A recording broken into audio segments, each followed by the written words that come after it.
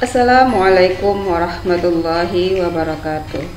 Selamat pagi anak-anak, apa kabar? Berjumpa kembali kita di pertemuan ke-8 pelajaran IPA kelas 8. Masih bersama dengan Ibu Marleni SSI MPD. Pada pertemuan kali ini kita akan memasuki bab yang kedua, yaitu tentang usaha dan pesawat sederhana dalam kehidupan sehari-hari. Pernahkah kamu melihat orang yang mengangkat kelapa sawit atau barang-barang yang berat dengan menggunakan gerobak dorong? Tahukah kamu, ternyata dengan menggunakan gerobak dorong, memindahkan barang yang berat lebih mudah daripada mengangkat dengan tangan. Mengapa demikian? Agar memahaminya, ayo kita pelajari materi tentang usaha dan pesawat sederhana dalam kehidupan sehari-hari dengan penuh semangat. Ya, kita masuki materi yang pertama, yaitu tentang usaha. Ayo kita pelajari. Kita nanti akan mempelajari tentang usaha dan daya. Mengapa penting kita mempelajari materi ini? Diharapkan dengan mempelajari materi ini akan membantu kamu memahami konsep dasar usaha dan aplikasinya dalam kehidupan. Pernahkah kamu berusaha mendorong tembok? Apakah tembok tersebut bergerak? Meskipun kamu merasa lelah dan berkeringat, namun saat kamu mendorong tembok tersebut, dikatakan bahwa kamu tidak melakukan usaha sama sekali, atau usahanya bernilai 0. Mengapa demikian? Nah, hal ini karena ketika kamu mendorong tembok, walaupun gaya yang kamu berikan besar, tetapi tidak menyebabkan tembok bergerak atau berpindah tempat.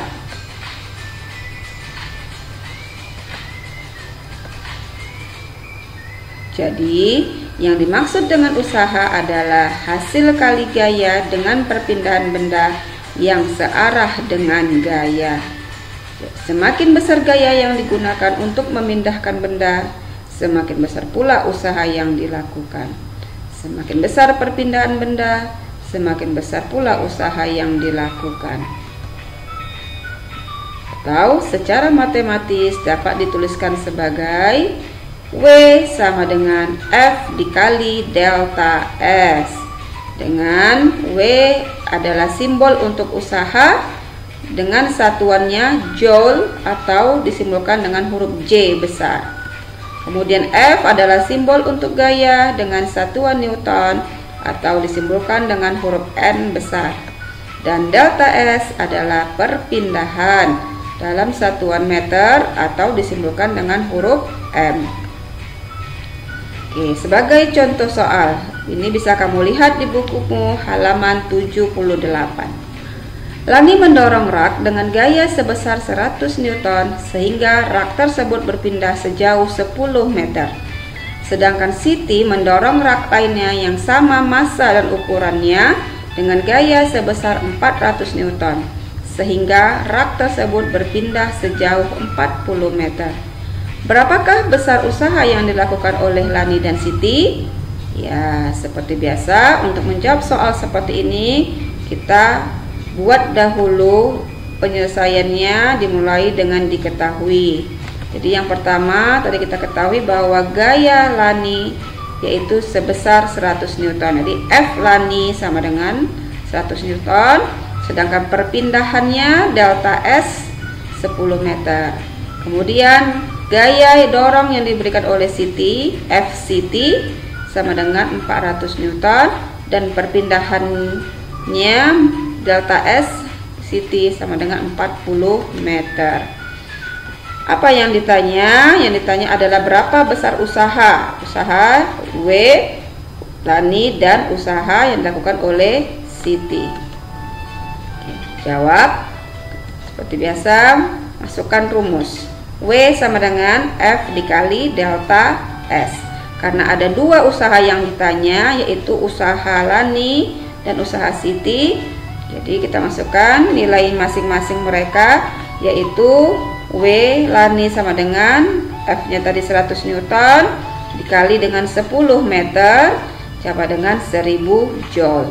Sedangkan usaha yang dilakukan oleh Siti yaitu sebesar 400 Newton dikali 40 meter sama dengan 16.000 Joule. Ya, ini dia hasilnya. Jadi besar usaha yang dilakukan oleh gaya dorong Lani adalah 1000 Joule dan besar usaha yang dilakukan oleh gaya dorong Siti adalah 16.000 Joule. Berdasarkan contoh soal di atas, bagaimana dengan laju energi yang dikeluarkan oleh Lani dan Siti? Siapakah di antara Lani dan Siti yang mengeluarkan energi paling banyak untuk memindahkan rak? Ya, jadi laju energi atau disebut dengan daya adalah besar energi yang dipergunakan dalam setiap detik, sehingga dapat ditentukan dengan cara membagi besar usaha atau W dengan selang waktunya atau T. Atau secara matematis dapat dituliskan sebagai P sama dengan W per T, di mana P adalah simbol untuk daya dengan satuan watt atau disimbolkan dengan huruf W besar. Kemudian W tadi kita katakan sebagai simbol usaha dengan satuan Joule atau disimbolkan dengan huruf J besar. Dan T adalah waktu dalam satuan sekon atau S. Nah, ini contoh soal juga ada di bukumu halaman 79 ya. Masih dengan contoh soal sebelumnya, yaitu Lani memindahkan rak tadi kita peroleh dengan usaha sebesar 1000 Joule dalam waktu 10 sekon. Sedangkan Siti memindahkan rak tersebut dengan usaha sebesar 16.000 Joule dalam waktu 40 sekon. Berapakah daya yang dikeluarkan Lani dan Siti untuk memindahkan rak? Ya, penyelesaiannya seperti biasa diketahui. Tadi usaha Lani W Lani sama dengan 1000 Joule, T Lani sama dengan 10 sekon. Sedangkan usaha Siti W Siti sama dengan 16.000 Joule, sedangkan waktu T yang diperlukan Siti atau T Siti sama dengan 40 sekon. Yang ditanya adalah berapakah daya? Daya tadi simbolnya adalah P. P untuk Lani dan P untuk Siti. Ya. Jawab seperti biasa, masukkan rumus yang sebelumnya sudah Ibu berikan. P sama dengan W per T. Jadi juga yang ditanya adalah daya untuk Lani. Jadi P Lani adalah W Lani dibagi T Lani, yaitu 1000 Joule dibagi 10 sekon sama dengan 100 watt. Sedangkan P untuk Siti yaitu sama dengan 16.000 Joule dibagi 40 sekon sama dengan 400 watt. Ya, jadi daya yang dikeluarkan Lani yaitu sebesar 100 watt dan Siti sebesar 400 watt. Oke anak-anak, ini sebagai tugas pertamamu atau tugas 2.1 ya, yaitu tugas pertama pada bab 2. Ini bisa kamu lihat pada halaman 77 dan pada halaman 79 di buku paketmu. Seperti biasa, kerjakan di kertas double foliomu. Ya, kita masuk ke bagian yang kedua atau B, yaitu pesawat sederhana. Oke, ayo kita pelajari jenis-jenis pesawat sederhana dan prinsip kerja pesawat sederhana pada sistem gerak manusia. Mengapa penting? Kita mempelajari materi ini akan membantu kamu untuk memahami konsep pesawat sederhana dan penerapannya dalam kehidupan sehari-hari serta dalam sistem gerak manusia.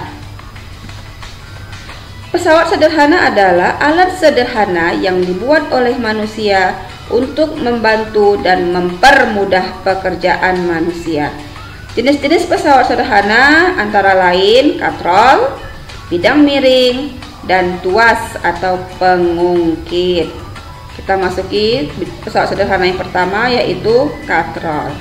Ya, mungkin kamu sudah mengenal apa itu katrol ya. Jadi katrol itu digunakan untuk mengambil air atau mengangkat beban yang berat. Katrol merupakan pesawat sederhana yang terdiri dari sebuah roda berarur dengan seutas tali atau rantai yang dapat bergerak bolak-balik. Ya. Kemudian katrol itu dibedakan menjadi 3 jenis, yaitu katrol tetap tunggal, katrol tunggal bebas, dan katrol majemuk. Pada saat kita menggunakan pesawat sederhana, jenis apapun ya, maka kita akan memiliki keuntungan yang disebut dengan keuntungan mekanis atau disingkat dengan KM. Jadi keuntungan mekanis itu adalah bilangan yang menunjukkan berapa kali pesawat sederhana menggandakan gaya. Berikut adalah persamaan matematisnya. KM sama dengan gaya beban dibagi dengan gaya kuasa, atau sama dengan gaya beban itu disimbolkan dengan FB dan gaya kuasa disimbolkan dengan FK. Ya, ini tadi jenis-jenis katrol ya. Bisa juga kita bilang katrol tetap, katrol bergerak, dan katrol majemuk. Ini gambarnya. Jadi katrol tetap itu karena posisinya tetap atau tidak bergerak atau dia terikat pada tempatnya ya. Kemudian kalau katrol bergerak, katrol itu bisa bergerak atau bisa berpindah tempat ketika dia digunakan. Sedangkan katrol majemuk itu adalah katrol yang jumlahnya lebih dari satu. Seperti pada gambar ini, jumlah katrolnya ada 2, satu di atas yaitu ya jenisnya katrol tetap, dan satu di bawah jenisnya katrol bergerak. Kemudian untuk mempermudahmu, keuntungan mekanis untuk katrol tetap itu sudah ketetapannya yaitu 1. Sedangkan untuk katrol bergerak keuntungan mekanisnya yaitu 2. Sedangkan untuk katrol majemuk keuntungan mekanisnya yaitu berdasarkan banyaknya tali yang menopang benda. Jadi tergantung bagaimana bentuk daripada katrolnya, dan kita bisa menghitung dari jumlah tali yang menopang benda. Seperti gambar ini, tali yang menopang bendanya ada 2. Yang pertama ini 1 ya, dari sini kemari ini 1, kemudian ini kemari ini 2. Inilah tali yang menopang benda. Kita masuk contoh soal ya. 1. Berapakah gaya yang dibutuhkan Rika untuk mengangkat air seberat 50 Newton dengan menggunakan katrol seperti pada gambar berikut? Ya, ini adalah gambar Rika sedang mengangkat air dengan berat airnya sebesar 50 Newton. Seperti biasa, kita mulai dengan membuat diketahui. Jadi berdasarkan gambar ya. Di sini posisi katrol terikat sehingga ini jenisnya adalah katrol tetap ya. Sebagaimana sudah kita ketahui tadi bahwa untuk katrol tetap KM-nya sama dengan 1. Sedangkan W atau berat daripada air ini ya, W sama dengan juga boleh disimbolkan dengan FB yaitu sebesar 50 Newton. Pertanyaannya adalah berapakah gaya yang dibutuhkan Rika? Jadi gaya kuasa ya, FK sama dengan titik-titik. Ya, jawab. Kita masukkan rumusnya. KM sama dengan FB per FK. Ya, KM tadi sama dengan 1, kemudian sama dengan FB sama dengan 50 Newton, dan FK yang mau ditanyakan. Di FK sama dengan 50 per 1 sama dengan 50 Newton. Untuk contoh yang kedua, berapakah berat suatu benda yang diangkat oleh Pak Badu dengan menggunakan katrol seperti pada gambar di bawah ini apabila gaya yang dikeluarkan Pak Badu sebesar 75 Newton? Ya, ini dia gambarnya. Jadi kita ketahui untuk gambar ini merupakan jenis katrol majemuk. Jadi ketahui katrol majemuk itu KM-nya tadi berdasarkan jumlah tali yang menopang beban ya. Jadi di sini jumlah tali yang menopang beban ini 1, kemudian di sini ke atas ini ada 2. Jadi makanya KM sama dengan 2. Kemudian gaya yang digunakan oleh Pak Badu ya atau FK gaya kuasa sama dengan 75 Newton. Yang ditanya adalah berapakah berat berapakah gaya beban ya yang dikeluarkan oleh Pak Badu FB. Ya, jawab KM sama dengan FB per FK. Masukkan tadi nilai KM sama dengan 2 sama dengan FB, itu yang mau ditanyakan, per FK tadi sama dengan 75 Newton. Jadi FB sama dengan 75 dikali 2, ini sama dengan 150 Newton. Kita masuk ke berikutnya, yaitu pesawat sederhana berikutnya, yaitu bidang miring ya. Jadi bidang miring itu merupakan bidang datar yang diletakkan miring atau membentuk sudut tertentu sehingga dapat memperkecil gaya kuasa. Contoh penerapan bidang miring itu adalah seperti tangga, skrup, dan pisau.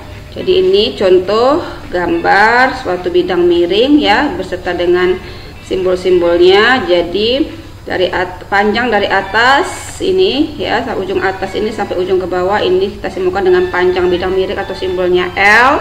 Kemudian tinggi dari atas sampai ke bawah ini dinamakan dengan tinggi bidang miring atau disimbolkan dengan H. Jadi sebagaimana kita ketahui tadi KM itu adalah gaya beban dibagi gaya kuasa ya, atau disimbolkan dengan FB per FK. Nah, di sini sama dengan L per H atau panjang bidang miring dibagi dengan tinggi bidang miring, sehingga KM untuk bidang miring itu sama dengan L per H ya.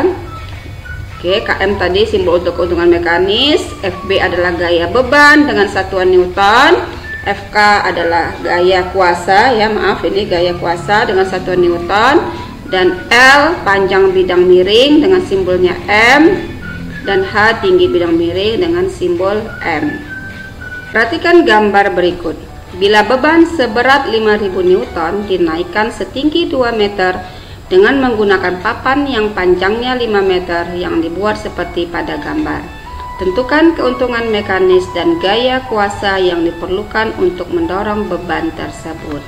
Jadi ini gambarnya, ada seseorang yang mendorong beban yang ton ya dengan menggunakan suatu papan yang dimiringkan yang panjangnya 5 meter, kemudian tinggiannya ya setinggi 2 meter.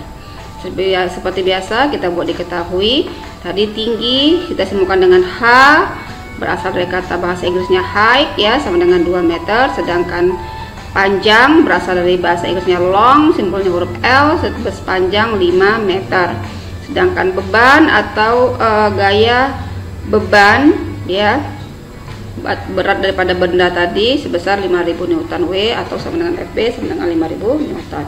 Yang ditanya adalah berapa keuntungan mekanis dan berapa gaya kuasa. Jadi KM dan FK.